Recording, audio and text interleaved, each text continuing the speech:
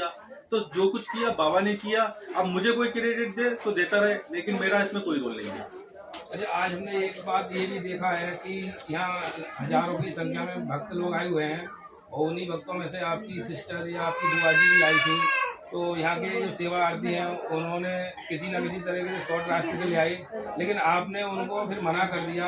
आपने कोई भेदभाव ना रखते हुए उन्हें लाइन में लगाया। देखो, मेरे ये लिए क्या था? जो व्यक्ति सन्यासी हो जाता है उसका ना कोई परिवार होता है, ना उसकी कोई बहन होती है, ना उसकी माँ होती है, ना उसके भाई होते हैं। अगर वो संन्यास लेने के बावजूद भी उन लोगों से वैसा प्यार रख रहा है तो नौटंकी कर रहा है, वो आडंबर कर रहा है। तो मेरा तो मैं सिस्टर आई तो मुझे लगा कि नॉर्मल भक्ति तरह आई है, तो मैंने उनसे पूछा तुम कैसे आ गई अंदर, जबकि मेरी एक ही सिस्टर है।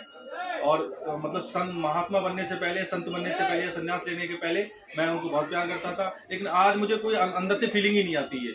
जब मेरी अंदर से फीलिंग खत्म करी तो वो बाबा ने खत्म करी। आज मेरे परिवार के प्रति मेरी कोई फीलिंग बची नहीं है, मुझे लगता है नॉर्मल है। तो जब नॉर्मल मुझे लगा तो हमने आप अंदर कैसे आ गई? बोली मैं दर्शन करने आ गई। हम आप तुरंत बाहर जाइए। जब सब लोगों को मैं बाहर कर रहा हूँ तो आप कैसे अंदर आ गई?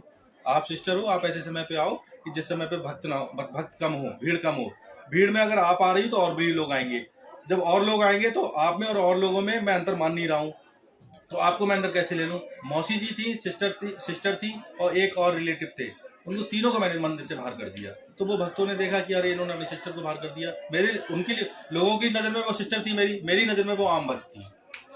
हाँ, तो आपका कहीं ना कहीं तक ये कहना है कि भक्त अगर आ रहे हैं तो जो सभी हाँ, भक्त लाइन में लगे हुए हैं उसी तरीके से भक्त आए। सभी भक्तों से ये कहना चाहूंगा कि मनोना धाम पर अगर आप आ रहे हो तो आपके पास पूरा समय हो, किसी तरीके की जल्दबाजी ना हो, तभी आप आए। क्योंकि मैं वीआईपी दर्शन बिल्कुल पसंद नहीं करता हूँ और ना ही बाबा वीआईपी दर्शन पसंद करते हैं।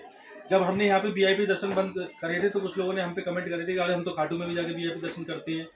तो हमने, आप खाटू में दर्शन करते हो, आप खाटू चले जाइए, हम आपको रोक थोड़ी रहे हैं, लेकिन मनोना धाम में वीआईपी दर्शन नहीं करने देंगे आपको।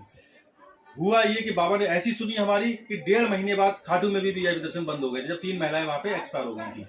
ठीक, तो हमारा ये मानना ये है कि बाबा हमारी सुनते हैं। जब हमने यहाँ बंद करे तो वहां भी बंद कर दिए बाबा ने।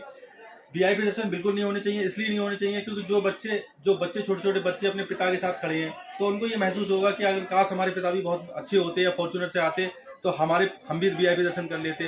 तो उनके अंदर जो एक तरीका से हीन भावना आएगी, वो हीन भावना हम निकाल नहीं सकते कभी कभी जीवन में। सबको बराबर समझना चाहिए। बाबा सबको बराबर प्यार करते हैं, बाबा के सब बराबर हैं, सब बाबा के भक्त हैं। तो फिर वीआईपी पन क्यों? बाबा से बड़ा वीआईपी कौन है? तो जब बाबा सबसे बड़े हमारे लिए, हमारी नजर में वीआईपी है, तो फिर आप कहाँ से वीआईपी हो गए? तो इसलिए हम सबको मना करते हैं, सबको हाथ जोड़ के रिक्वेस्ट करते हैं कि भाई आप अगर जल्दबाजी में हो, थोड़ी उसमें हो, तो आप ऐसे समय पे आप हमें कॉल कर लीजिए, ऐसे समय पे आइए जब भक्त थोड़े कम हो, आप आराम से दर्शन कर लीजिए। लेकिन जब नॉर्मल सब मतलब बैरिकेडिंग में भक्त होते हैं, सारे लोग होते हैं, तो उस समय पे आप वीआईपी दर्शन की हमसे अगर वो किसी भी तरीके की आशा रखोगे तो वो आपकी आशा कभी पूरी नहीं होगी। माफी चाहूंगी, 2 बच्चे